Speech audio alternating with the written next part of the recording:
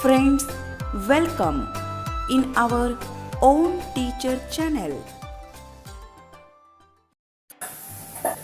वर्ग 6वा इतिहास. पाठ 8वा मौर्य साम्राज्यानंतरची राज्ये. आपण आज पाठात पाहणार आहोत शुंग घराणे, इंडो ग्रीक राजे, कुशाण राजे, गुप्त राजघराणे, वर्धन राजघराणे आणि ईशान्य भारतातील राजसत्ता. शेवटच्या मौर्य राजाचे नाव बृहद्रथ असे होते. मौर्याचा सेनापती पुष्यमित्र शुंग याने बंड करून बृहद्रथाची हत्या केली आणि तो स्वतः राजा झाला. या काळात भारतीय उपखंडाच्या वायव्य प्रदेशामध्ये ग्रीक राजांची छोटी छोटी राज्ये होती. त्या राजांना इंडो ग्रीक राजे असे म्हटले जाते. एका बाजूवर राजाचे चित्र आणि दुसऱ्या बाजूला देवतेचे चित्र अशा पद्धतीची नाणी बनवण्याची त्यांची परंपरा होती. इंडो ग्रीक राजांमध्ये मिनॅंडर हा राजा प्रसिद्ध असून त्याने बौद्ध तत्त्वज्ञानाची चर्चा केली होती. भारतामध्ये निरनिराळ्या लोकांच्या टोळ्या बाहेरून सतत येत राहिल्या. त्यामध्ये मध्य आशियातून आलेल्या कुशाण नावाने ओळखल्या जाणाऱ्या टोळ्या होत्या. भारतात सोन्याची नाणी पाडण्याची सुरुवात कुशाण राजांनी केली. नाण्यावर गौतम बुद्ध आणि विविध भारतीय देवता यांच्या प्रतिमा वापरण्याची प्रथा कुशाण राजांनी सुरू केली. हे सम्राट कनिष्काचे सोन्याचे नाणे. या नाण्याच्या दर्शनी बाजूवर ग्रीक लिपीत लिहिलेला शाओ नानो शाओ कनिष्की कोशानो असा लेख आहे. याचा अर्थ राजाधिराज कनिष्क कुशाण असा आहे. नाण्याच्या मागील बाजूस गौतम बुद्धाची प्रतिमा आहे आणि बाजूला ग्रीक लिपीत बोद्धो म्हणजे बुद्ध लिहिलेले आहे. इसवी सणाच्या 3ऱ्या शतकाच्या शेवटी उत्तर भारतात गुप्त राजघराण्याचा सत्तेचा उदय झाला. साधारणपणे 3 शतके गुप्त घराणे सत्तेवर होते. गुप्त राजघराण्याच्या संस्थापकाचे नाव श्रीगुप्त असे होते. समुद्रगुप्त आणि दुसरा चंद्रगुप्त हे गुप्त घराण्यातील विशेष उल्लेखनीय राजे होते. समुद्रगुप्त वीणावादनात प्रवीण होता. समुद्रगुप्ताने विविध प्रकारच्या प्रतिमा असलेली नाणी काढली होती. त्यातील एका प्रकारात तो स्वतः वीणा वाजवताना दिसतो. त्यावर समुद्रगुप्त असे नाव लिहिलेले आहे. दिल्लीजवळ असणाऱ्या ठाणेसर या ठिकाणी प्रभाकर वर्धन नावाचा राजा राज्य करत होता. त्याने वर्धन घराण्याची स्थापना केली. हर्षवर्धन हा त्याचा मुलगा होय. हर्षवर्धनाने वर्धन साम्राज्याचा विस्तार केला. युआन श्वांग भारतभर फिरला. त्याने महाराष्ट्रातील लोकांविषयी मोठे गौरवपूर्ण उद्गार काढले आहेत. तो म्हणतो, महाराष्ट्राचे लोक माणी आहेत. कोणी उपकार केले तर ते नेहमी स्मरतात, पण जर कोणी त्यांचा अपमान केला तर ते गय करत नाहीत. संकटात सापडलेल्या माणसांना आपल्या प्राणाची पर्वा न करता ते मदत करतात. शरण आलेल्यास ते अपाय करत नाहीत. ही झाली पाठाविषयी थोडक्यात माहिती. अधिक माहिती घेऊया वस्तुनिष्ठ प्रश्नांच्या स्वरूपात. तत्पूर्वी जर चॅनलला सबस्क्राईब केलेले नसेल तर सबस्क्राईब करून घ्या, जेणेकरून पुढील व्हिडिओचे नोटिफिकेशन आपणास मिळून जाईल. वस्तुनिष्ठ प्रश्न सराव. शेवटच्या मौर्य राजाचे नाव काय होते?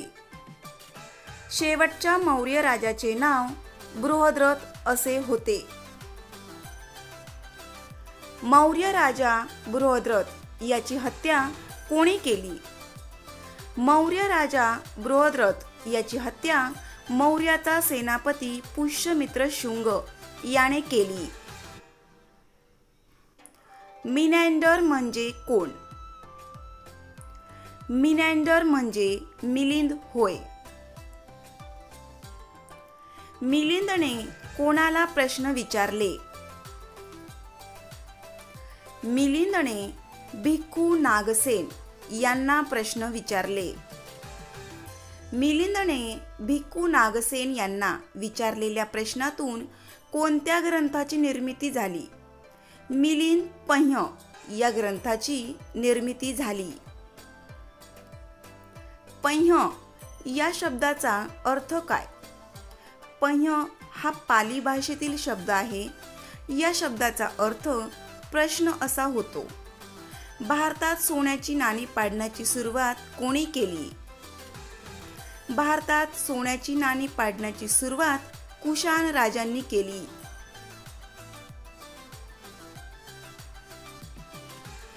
कुशाण राजांची टोळी कुठून आली होती?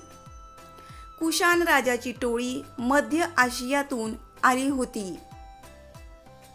नाण्यांवर गौतम बुद्ध आणि विविध भारतीय देवतांची प्रतिमा वापरण्याची सुरुवात कोणत्या राजांनी केली? नाण्यांवर गौतम बुद्ध आणि विविध भारतीय देवता यांच्या प्रतिमा वापरण्याची प्रथा कुशाण राजांनी सुरू केली. सम्राट कनिष्क याचे साम्राज्य कुठपासून कुठपर्यंत पसरले होते? सम्राट कनिष्क याचे साम्राज्य पश्चिमेला काबूलपासून पूर्वेला वाराणसीपर्यंत पसरलेले होते. सम्राट कनिष्कच्या काळात बौद्ध धर्माची चौथी परिषद कुठे भरविण्यात आली? सम्राट कनिष्कच्या काळात बौद्ध धर्माची चौथी परिषद काश्मीरमध्ये भरवण्यात आली होती. सम्राट कनिष्कने काश्मीरमध्ये कोणते शहर वसवले? सम्राट कनिष्कने काश्मीरमध्ये कनिष्कपूर हे शहर वसवले. सम्राट कनिष्काच्या काळात कोणता कवी होऊन गेला? सम्राट कनिष्कच्या काळात अश्वघोष हा कवी होऊन गेला.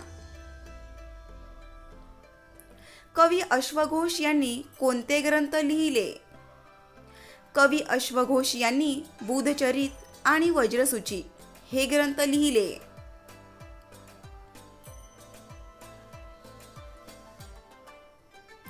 कनिष्काच्या दरबारात कोणता प्रसिद्ध वैद्य होता? कनिष्काच्या दरबारात चरक हा प्रसिद्ध वैद्य होता. गुप्त घराण्याच्या संस्थापकाचे नाव काय होते? गुप्त घराण्याच्या संस्थापकाचे नाव श्रीगुप्त असे होते. गुप्त घराण्यातील विशेष उल्लेखनीय राजे कोणते? समुद्रगुप्त आणि दुसरा चंद्रगुप्त हे गुप्त घराण्यातील विशेष उल्लेखनीय राजे होते. समुद्रगुप्ताच्या काळामध्ये राज्याचा विस्तार कुठपर्यंत झाला? समुद्रगुप्ताच्या कारकिर्दीत गुप्त सत्ता आसामपासून पंजाबपर्यंत पसरली होती. तामिळनाडूमधील कांचीपर्यंतचा पूर्व किनारपट्टीचा प्रदेश त्याने जिंकला होता. समुद्रगुप्ताने मिळवलेला विजय कोणत्या स्तंभालेखात लिहिलेला आहे? समुद्रगुप्ताने मिळवलेला विजय प्रयागच्या स्तंभालेखात लिहिलेला आहे. समुद्रगुप्त कोणत्या वादनात प्रवीण होता? समुद्रगुप्त वीणा वादनात प्रवीण होता. दुसरा चंद्रगुप्त हा कोणाचा मुलगा होता? दुसरा चंद्रगुप्त हा समुद्रगुप्ताचा मुलगा होता. दुसऱ्या चंद्रगुप्ताच्या काळात कोणता चीन भिक्खू भारतात आला? दुसऱ्या चंद्रगुप्ताच्या काळात फाहियान हा बौद्ध भिक्खू चीनमधून भारतात आला. फाहियान बौद्ध भिक्खूने काय लिहून ठेवले? फाहियान या बौद्ध भिक्खूने भारतातील प्रवासाचे वर्णन लिहून ठेवले आहे.